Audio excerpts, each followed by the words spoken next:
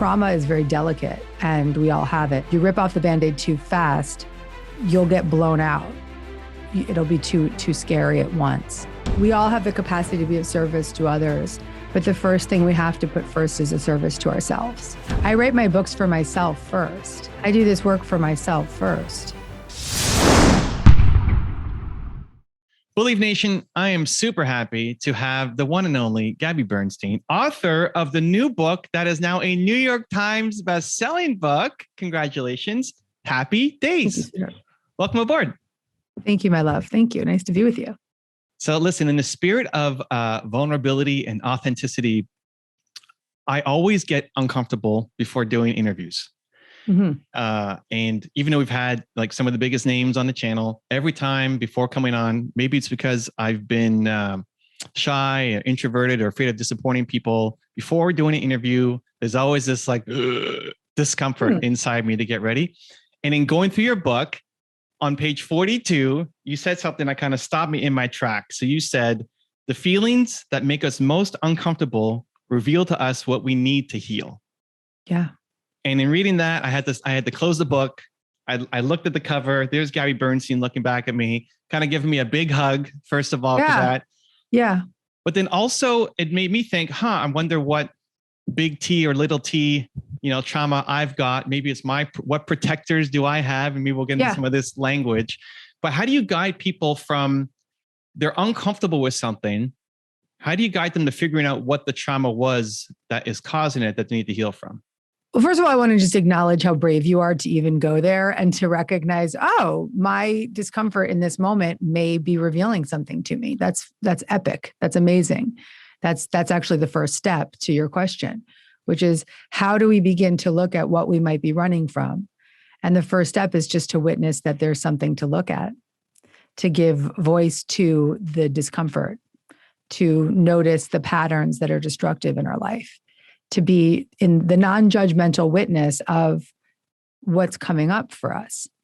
When we have the bravery to just start to step back and look and start to take an inventory of those triggers and the ways that we get activated and how we feel when we get activated and how we react when we get activated, that is the absolute first and bravest step. It's the bravery to wonder what might be underneath there. Literally what you just did. That's step one. And all throughout the book, I give these practices for how you can slowly and safely titrate into those subconscious, unresolved wounds that we all have, impermissible shame, impermissible rage, impermissible experiences that we never want to uncover from our history. All of us, whether it's big T trauma or small T trauma. Big T being having lived through a war, having lived through a catastrophic event, or being abused, or sexual assault. Small T trauma being told you were stupid when you were in 6th grade, or a family member telling you that you're not good enough, or not feeling supported or seen by your parents. So we all have trauma. It's just how do we show up for it? And so that first step is to be the witness. And then throughout the book, I give more and more guidance on how to slowly and safely go into it and come out, and go into it and come out, because it's not the kind of thing, Evan, that you want to just rip the Band-Aid off too quickly. That wouldn't be safe. What I love about it is it feels like it's not just examining your life and your trauma in a non-judgmental way, which almost kind of feels like step one, but you take it a step further to almost thank them, like to acknowledge the protector and say, hey, that actually served me. Yeah. And to say that was a positive, which just feels very different and very weird compared to what most people suggest. It's like, I have to go through the book again more slowly. Like that's right. I mean, this is the kind of book. This is the kind of book you should go back to multiple times. But here's the thing I would say. So we all have these ways of protecting ourselves from those impermissible feelings. And in my language, trained in internal family systems therapy, it is known as protector parts.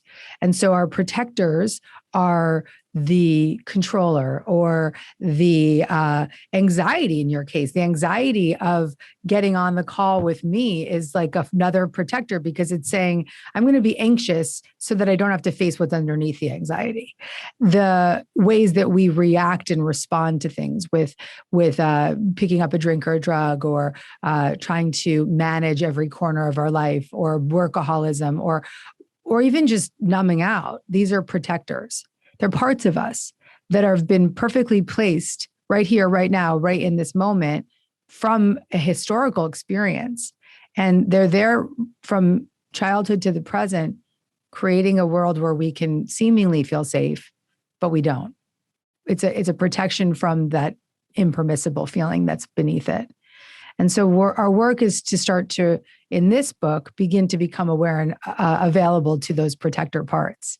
And to your point, to speak to them and to notice them. And how different would we be if we looked at our addiction or our controlling mechanisms or our anxiety and said, I have so much compassion towards you. And I'm curious about what might be underneath all that. And I just want to be a calm presence for you, speaking to those parts of ourselves as if they were other identities. And just being in that courage to just have that connection. How different would we be? Rather than just being in the reaction all the time? What if we started to create a relationship with those reactive parts of us? It's just, yeah, I'm having goosebumps as you're talking. It's a totally different perspective and way of looking at it. I think we look back on our lives at the moment and say, well, I should have done better and I should have known more. And we beat ourselves up. And then some will recommend, okay, just non-judgmental, just look back. But you're actually basically looking at it as a positive. Say, hey, thank you for protecting me. I needed to do that to save myself at that moment. That's another layer. You know, I've talked in this book very openly about my recovery from cocaine addiction and my recovery from remembering childhood trauma and living through postpartum depression and suicidal ideation at that time.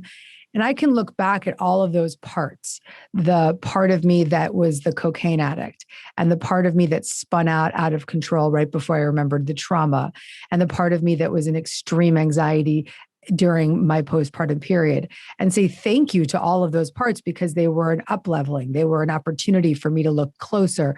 And they also had an important role of keeping me safe from experiencing impermissible feelings too quickly, too fast, and too much at once. So really seeing and honoring and respecting all of the ways that we've been, no matter how shameful they may feel. Yeah. Let me ask you another uncomfortable question. So I had a dream about you 2 nights ago. I'm not even laughing because I can't tell you how many DMs I get from people being like, I dreamt about you. And that's what happens when you go to bed with millions of people at once. Yeah. Literally, like my face is in their nightstand or maybe in bed with them when you put your book on their shelf and they just start dreaming about you. Yeah. So you had a dream about me. Yes, let's go on. I mean, I've probably done that many times for people who I'm going to interview, but I've never told them that in an interview that, I dreamt about you 2 nights ago. And so here was a dream. So we're just about to go live on this show. And you politely asked me not to call you Gabby Bernstein. It's like, please don't call me Gabby Bernstein. Can you call me? And I forget the name that you wanted me to call you. And that's kind of been driving me nuts over the past 24 hours. And so I guess where that leads to... Was it an actual name? Yes, it was a specific name. Like you said, please don't call me Gabby Bernstein on your show. Call me this. And I just forget what this was. Wow.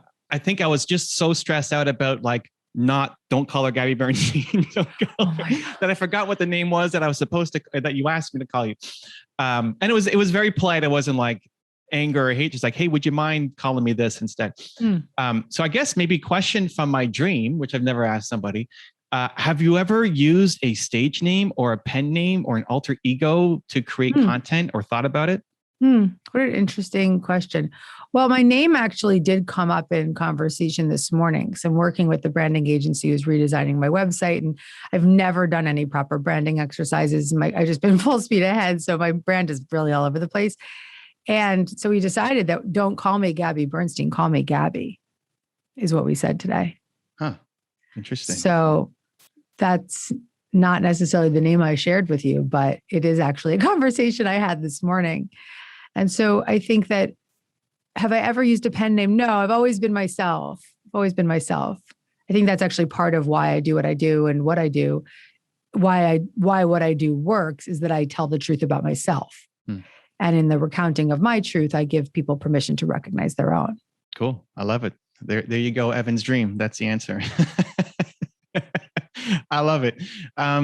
Let's talk about your therapist for a second. I mean, you're pro therapy. You've helped reduce the stigma around therapy. You've helped normalize therapy, that you don't have to go through whatever you're struggling with alone. Like, don't suffer in silence. You thank your therapist, in the acknowledgements of your book, which nobody does. I've read, and if they do, it's kind of as a joke. But actually, I thanked two of my therapists. I actually almost dedicated this book to my therapist, but it ended up my husband deserved the dedication, but I almost dedicated it to her. Yeah. Well, and you've talked about how therapy has like literally saved your life. So question, when your therapist said who would play you in a movie, what did you say and why? Well, I actually joked with her, Evan. I was like, who's going to play you, to her? Because like she's such a big role in this storyline that I believe will probably be a movie. I think it absolutely could be a film. Who would play me though? That's a good question. Let me think. It has to be somebody that can play young and 40, because it's like there's this sort of like decades of storyline. Mm-hmm. And it's nice if it's the same person all the way through. And it has to be somebody that really gets this content. I'm gonna sit with it for a moment, and I'm gonna let you know. I'm gonna think about it. All right, cool. I'm gonna see what comes. Yeah. Well, how about this? Along similar lines, who is a hero for you, dead or alive, that you look up to and say, she or he is a just giant inspiration or role model for me? Great giant inspiration for me is my late publisher and friend, Louise Hay, Lulu, as we call her at Hay House. And I was actually just talking about Louise yesterday because we were talking about boundaries somehow. And Jessica, who's my COO, used to work for Hay House. And so she worked very closely with Louise, and she would always be at the book signing lines.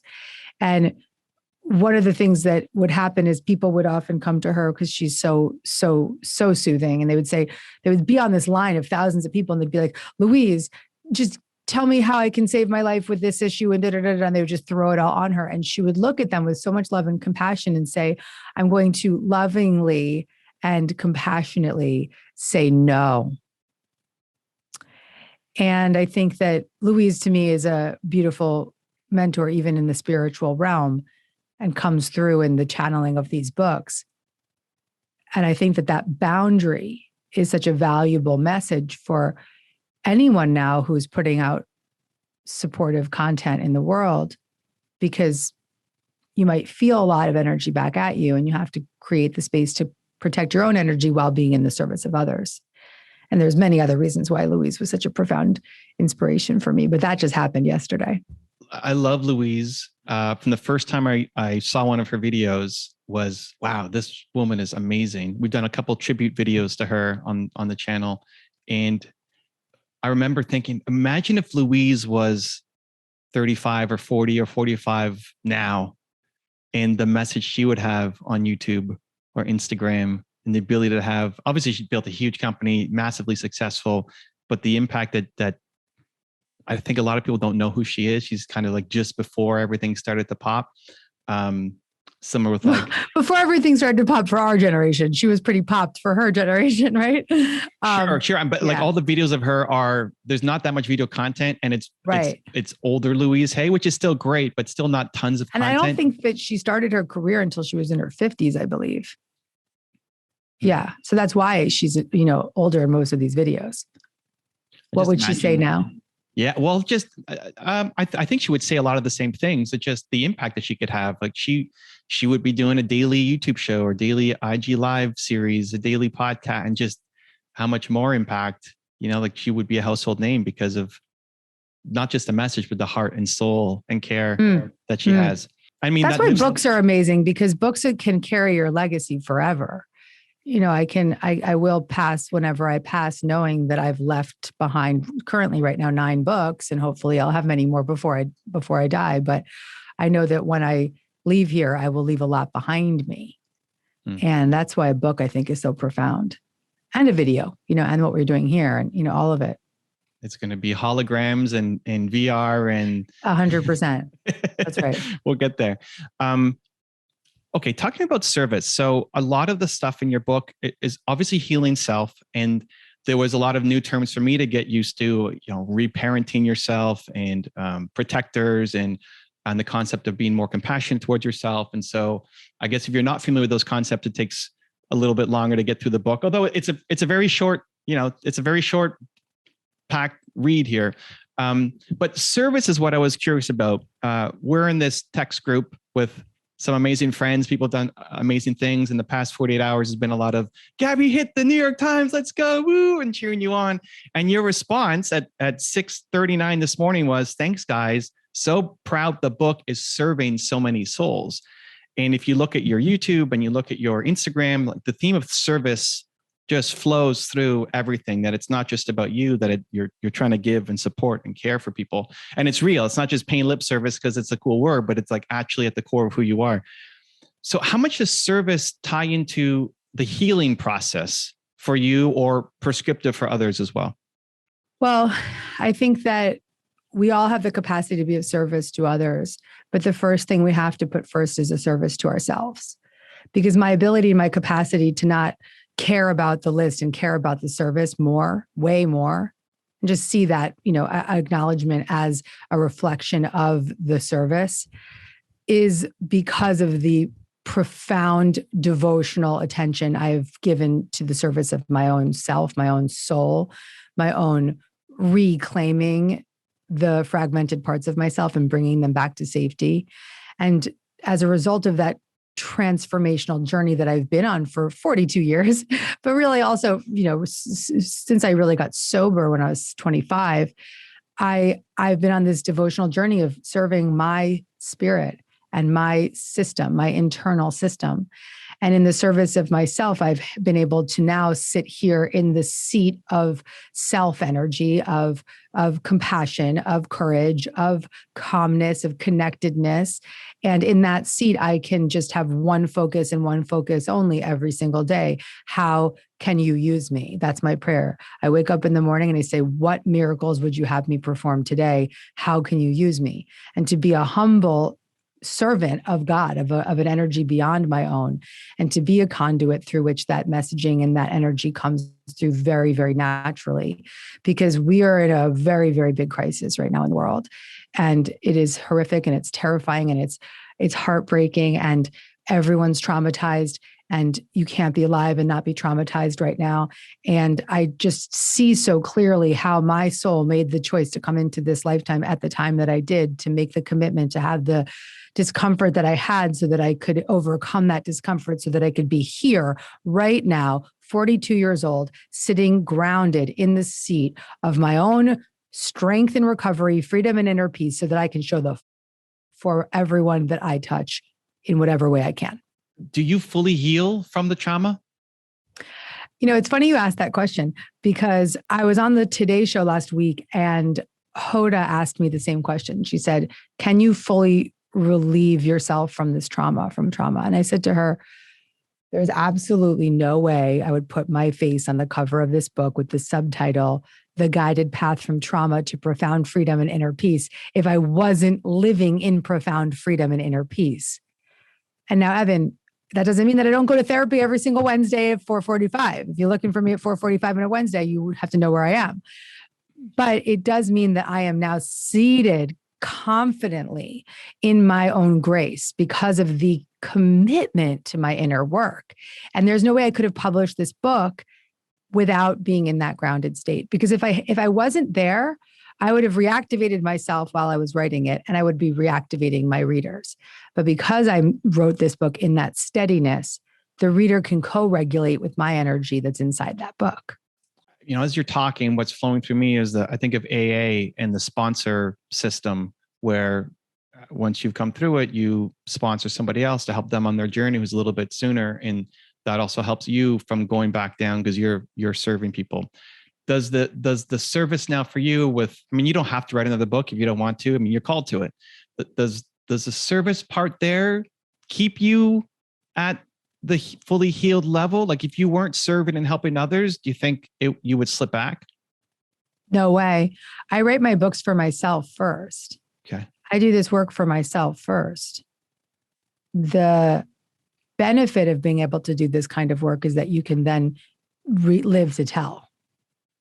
And so as much as I am in the commitment and the service of others, it all starts with me. So there's a couple of times now we've kind of led to sequence here, right? So when I talked about service, you said, yes, serve others, but you have to serve yourself first. In the book, there was also a great line talking about medication. So you've been open to say that, hey, medication saved your life. And if you need to medicate, you should do it because it gets you to a certain point, right? So page 120, everybody, medication can help get you to a safe baseline where you can be calm enough to do the deeper work, which also kind of at least leads my formula brain to think sequence. Like step 1 is get to a certain level. And then step 2 is you can go deeper. And maybe step 3 is service. Is that? Well, I want to acknowledge that quote in context to the message, because I think that we live in a country and a society, and you're in a different country, but we live in, a society in the US in particular, where we're often overly medicated. But that stigma, and then there's a very big wellness stigma around medication. And that stigma actually kept me from getting the support that I needed when I was living through postpartum depression and anxiety and insomnia and suicidal ideation. And I lived in that state for 4 months, if not a little bit longer. And it was only until I hit a massive bottom that I finally accepted my diagnosis and got on a medicated path. But the message in that chapter is so profound, which is that the solutions can come to you in many different forms. And I love to reference that story of the man who's drowning, and he is sent a boat, and he's like, no, I don't need a boat. I'm going to, God's going to help me. And then he's sent a helicopter. No, I don't need the helicopter. God's going to help me. And he sent a raft. I don't need that raft. God's going to help me. And then he drowns and he ends up in heaven. And he's like, God, where were you? And God's like, I sent you a boat, man. I sent you a helicopter. And so for me, I just was running from the helicopter and the boat by not taking seriously the diagnosis that I was living with and getting on the medicated path. And in my case, that medication was the boat, the helicopter, the raft, and it got me back to a baseline of safety. And in that baseline of safety, I didn't just numb out. I went diving deep into 3 therapy sessions a week and transforming the inner workings of my brain, my neural pathways, my nervous system, and my beliefs about myself. Every step of our internal journey, once we make the commitment to pick up a book like this or still listen to this kind of episode on your show, we have this desire to heal. We have a desire to be free. And so when we make that decision, we're going to be sent a lot of boats and helicopters, and we're going to be given a lot of guidance. And it's our responsibility to be brave enough to say yes to the wisdom and the guidance we receive. You've talked about gently guiding people forward, which really, the first time I kind of heard you say it resonated, because I think a lot of the content, at least in YouTube land, I don't know if we want to call it masculine energy or alpha male energy, or if you have a problem, suck it up, stop complaining, stop whining, get off the couch and go chase down your dreams. It's like a lot of that kind of, I don't know what label we would attach to it, but there's a lot of that. Hey, if you got a problem, that's just an excuse. You got to go and get to work. Where your approach is very different and amazing. And the whole concept of gently guiding people forward, what does that mean to you? Well, I think that all people are suffering. And one of the sort of push past, get it done, move through it is another protector. It's another form of protecting us from feeling our suffering. Because it's like the more I push, the less I have to feel. So the path that I perceive to be the real healing path is to reverse that. Stop pushing and start allowing, start noticing, start feeling. And that's a slow and steady process that cannot be forced. It cannot be pushed past. It has to happen slowly and gently, because trauma is very delicate and we all have it. And if like I said earlier, if you rip off the Band-Aid too fast, you'll get blown out. It'll be too scary at once. So the modalities that I speak about in this book, like somatic experiencing and EMDR and internal family systems therapy, EFT, are all very gentle practices that slowly titrate in and out and in and out And you don't have to just dive in head first, but to trust that those subtle moments, even this most subtle moment in a therapy session or when reading the practice from this book, where you just start to feel slighter sense and sensation in, and then a little bit out, that's a miracle moment. And so we have to add up those miracles. Let's check in on the actress who would play you in a movie. Anything came to mind? I was thinking about Claire Danes. Claire Danes. Wow. Okay. I like that. We need to manifest Claire Danes playing Gabby Bernstein. I'm not 100% sold on that, but there's a depth and a vulnerability that she has as an actress that I don't see often. And that would be absolutely necessary to play the role of Gabby. I like it. Maybe along those lines, if you think back to any kind of historic situation or character where you could help them, this is obviously, I think what you're kind of doing is you're pulling all these different modalities that maybe have been around for a while, but from different cultures. You know, I mean, you're talking about breathing techniques that come from different cultures, the Japanese techniques, the Wu, I don't know how the chanting theme that you've got in the book. I was trying to do it out loud. I wasn't sure if I was getting it right or not. Tapping, like all of these modalities that have existed for a long time, but you're kind of putting them all together in one book.